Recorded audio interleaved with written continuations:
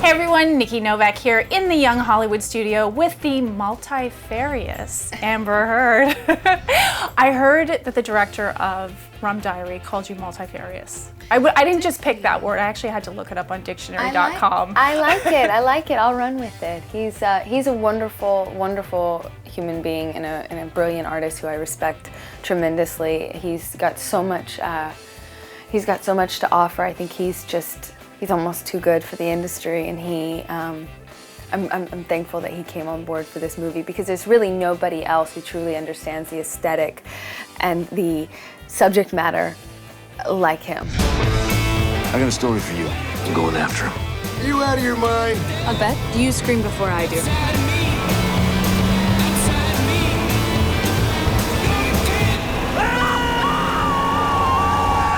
Was it fun wearing the costumes and?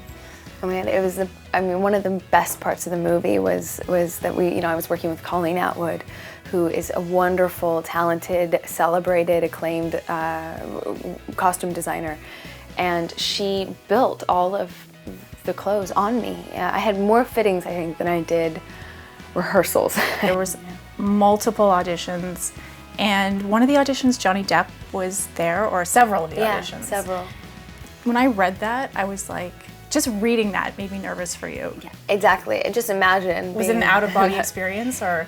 You know, it's interesting because I know that must be the case. It's an incredibly stressful position to be in and a wonderful honor, and it could lead to an incredible opportunity or an incredible disappointment with no in-between. So it was an intense experience, but luckily, I don't think our bodies are built to remember what that kind of pain feels like. It was like when somebody's in a car accident and afterwards they say they don't remember it. Yeah, exactly. Can you tell me any sort of fun thing from set? Well, like what surprised you about him? I think that, Johnny Depp is who he is because he is this enigmatic presence that is hard to define, is hard to label, and hard to pin down.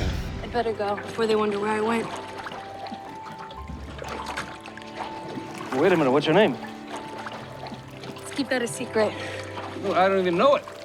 Well, then you'll keep it even better. What about your star sign? I'm an experienced astronomer. You try Pisces, the fish.